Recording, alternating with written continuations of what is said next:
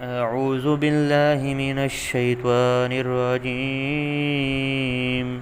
بسم الله الرحمن الرحيم. رب المشرق والمغرب لا إله إلا هو فاتخذه وكيلا. سبحانك ربك رب العزة عما يصفون وسلام على المرسلين والحمد لله رب العالمين.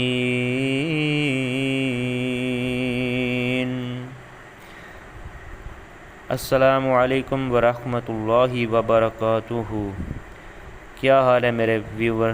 کیسے ہو؟ سب خیریت سے ہو؟ میں امید کرتا ہوں کہ اب سب خیریت سے ہوں گے. تو آج میں جس موضوع پر بات کرنے والا ہوں اس موضوع کا نام ہے ربوبیت. تھوڑا سا اس کو اپنے ذہن میں رکھنا، ربوبیت. تو اس سے پہلے کہ میں اپنا بیان شروع کروں تو آپ نے اگر میرا چینل سبسکرائب نہیں کیا ہوا تو میرا چینل سبسکرائب کر لیں، لائک کر لیں اور اپنے دوستوں کے ساتھ اس کو شیئر کر لیں اور بیل آئیکن لگا لیں کیونکہ میری ہر نیو ویڈیو جو آئے آپ کو جلد از جلد مل سکے. تو آئیں ہم شروع کرتے ہیں ربوبیت کے بارے. تمام حمد و ثنا کے لائق ہے وہ ذات جس ذات اللہ تعالیٰ نے مجھے اور آپ کو اس کے گزرے دور میں دین حق کے سمجھانے کے لیے مجھ کو یہ توفیق عطا فرمائی کہ میں آج اس ایک سوشل میڈیا یوٹیوب کے ذریعے آپ تک یہ ایک پیغام پہنچا دوں. تو اللہ رب العزت نے عالم ارواح میں تمام انسانوں کی روحوں کو اکٹھا کیا اور ایک وعدہ لیا، وعدہ الست جس کو کہا جاتا ہے. اللہ رب العزت نے تمام روحوں کو اکٹھا کر کے فرمایا الستو بربکم، کیا میں تمہارا رب نہیں ہوں؟ سب نے ایک زبان میں کہا بلا، جی ہاں، آپ ہی ہمارے رب ہیں. ہماری تمام انسانوں کی روحوں نے یہ کہا تھا. اب سوال یہ پیدا ہوتا ہے کہ اللہ تعالیٰ نے یہ وعدہ لیا تو اپنی پہچان لفظ رب سے کیوں کرائی؟ یوں نہیں کہا کہ تم مجھے اپنا اللہ مانتے ہو یا نہیں، تم مجھے اپنا خالق تسلیم کرتے ہو یا نہیں، میری مالکیت کا یا رزاقیت کا اقرار کرتے ہو یا نہیں. آخر ربوبیت کا اقرار کیوں کرایا؟ اور پھر قرآن مجید کا انداز نزول اور انداز ترتیب دیکھیں تو معلوم ہوگا کہ پورا قرآن ہی مسئلہ ربوبیت کے سمجھانے اور وعدہ الست کی یاد دہانی کے لیے نازل ہوا ہے. پہلی وحی نازل ہوتی ہے اقرأ بسم ربک الذی خلق، پڑھ اپنے رب کے نام سے جس نے تم کو پیدا کیا. اس پہلی وحی میں بھی لفظ رب سے اللہ تعالیٰ نے اپنی پہچان کرائی. ترتیب کے اعتبار سے پہلی سورت فاتحہ میں بھی اللہ تعالیٰ فرماتے ہیں الحمدللہ رب العالمین. یہاں بھی وہی لفظ رب، اور قرآن حکیم کی آخری سورت ناس میں بھی یہی فرمایا قل اعوذ برب الناس. اور قبر میں بھی یہی سوال ہوگا من ربک، تیرا رب کون ہے؟ گویا کہ انسانی زندگی کے آغاز سے پہلے بھی ربوبیت کی پہچان، آغاز وحی میں بھی ربوبیت کی پہچان.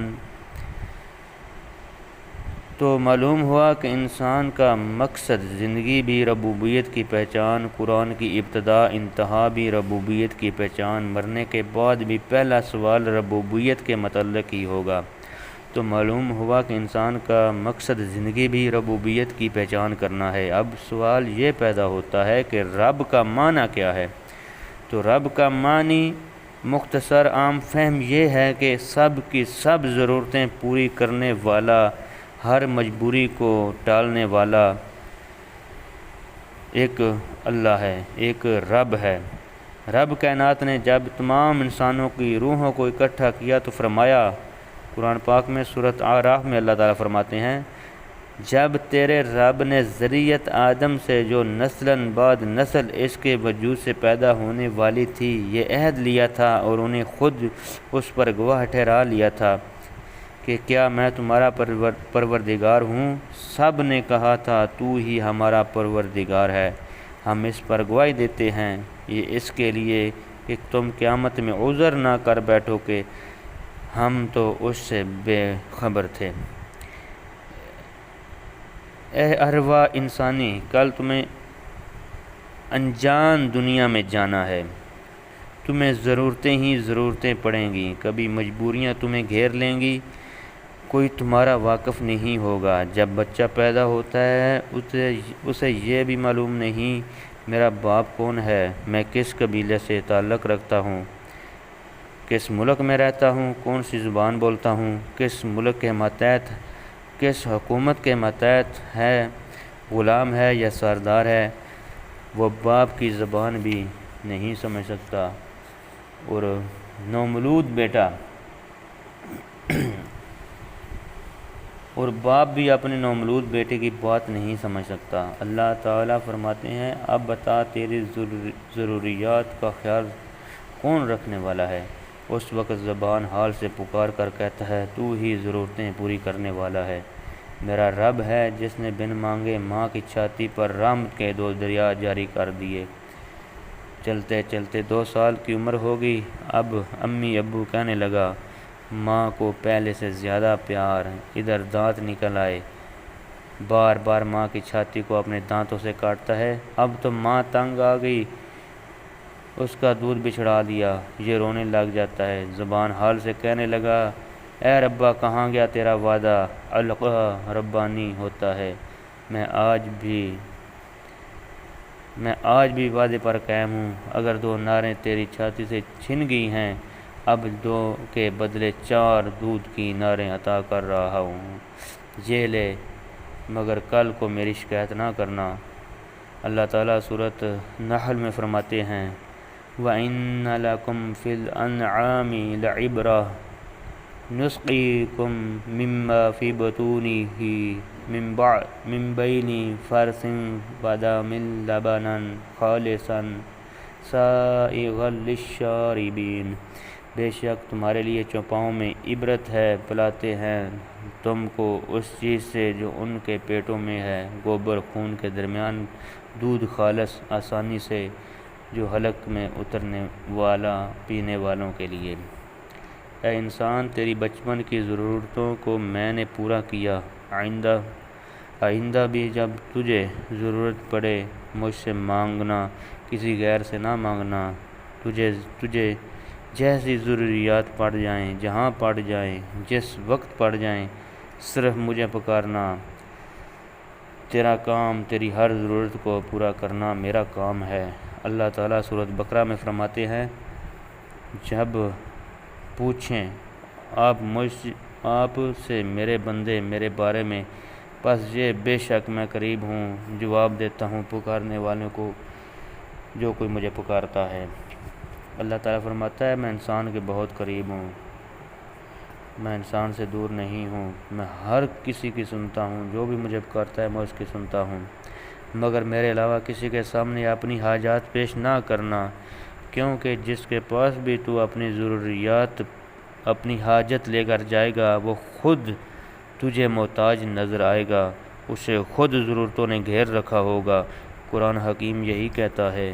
اللہ تعالیٰ سورۃ فاطر میں فرماتے ہیں، اے لوگو تم محتاج ہو اللہ کی طرف اور اللہ وہی غنی ہے،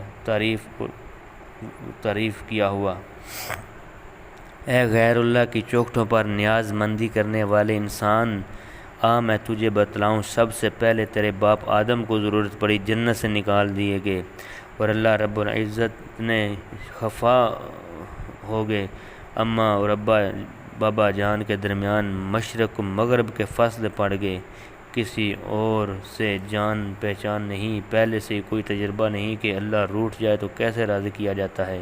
ایک عرصہ کے بعد خیال آیا کہ کیوں نہ ہو کہ ربوبیت کی کنڈی کھٹکھٹائیں، فوراً بول اٹھے اور وہی لفظ رب استعمال کرنے لگے۔ حضرت آدم علیہ السلام کی دعا جو قرآن پاک میں سورۃ اعراف میں ہے، فرماتے ہیں ربنا ظلمنا انفسنا وَإِن لَّمْ تَغْفِرْ لَنَا وَتَرْحَمْنَا لَنَكُونَنَّ مِنَ الْخَاسِرِينَ۔ اے ہماری ضرورتوں کو پورا کرنے والے، ظلم کیا ہم نے اپنی جان پر، اور اگر تو نہ ہم کو بخشے اور ہم پر رحم نہ کرے گا تو ہم ضرور تباہ ہو جائیں گے۔ جب آدم علیہ السلام نے اپنے مالک کو ربوبیت کے واسطے سے پکارا تو اللہ تعالیٰ نے فرمایا فَتَابَ عَلَيْهِ إِنَّهُ هُوَ التَّوَّابُ الرَّحِيمُ، پھر متوجہ ہو گیا اللہ اور اس پر بے شک وہی توبہ قبول کرنے والا مہربان ہے۔ آئیے ذرا نوح علیہ السلام کا حال دیکھیے، 9.5 سال تک اپنی قوم کو تبلیغ کرتے رہے کہ اے میری اجڑی ہوئی قوم، اے شرک سے تباہ حال قوم، اے گناہوں کے نیچے دب جانے والی قوم، کوئی بھی تمہاری ضرورتوں کو پورا نہیں کر سکتا۔ آؤ اگر ضرورتیں حاجتیں پوری کرانی ہیں تو میں تمہیں اس ذات کا تعارف کرا دیتا ہوں جس سے تم عالم ارواح میں وعدہ کر کے آئے ہو کہ سورۃ نوح میں اللہ تعالیٰ فرماتے ہیں نوح علیہ السلام اپنے مالک کا تعارف لفظ رب سے ہی کرایا۔ تو دوستو اس کا اگلا حصہ میں انشاءاللہ تعالیٰ پھر آپ کو بتاؤں گا۔ اللہ تعالیٰ ہم کو اللہ سے کیے گئے وعدے پورے کرنے کی اللہ تعالیٰ توفیق عطا فرمائے، آمین ثم آمین۔ جن بھائیوں نے، دوستوں نے، بہنوں نے میرا چینل سبسکرائب نہیں کیا ابھی تک، وہ میرا چینل سبسکرائب کر لیں اور لائک کر دیں، شیئر کر دیں۔ جزاک اللہ۔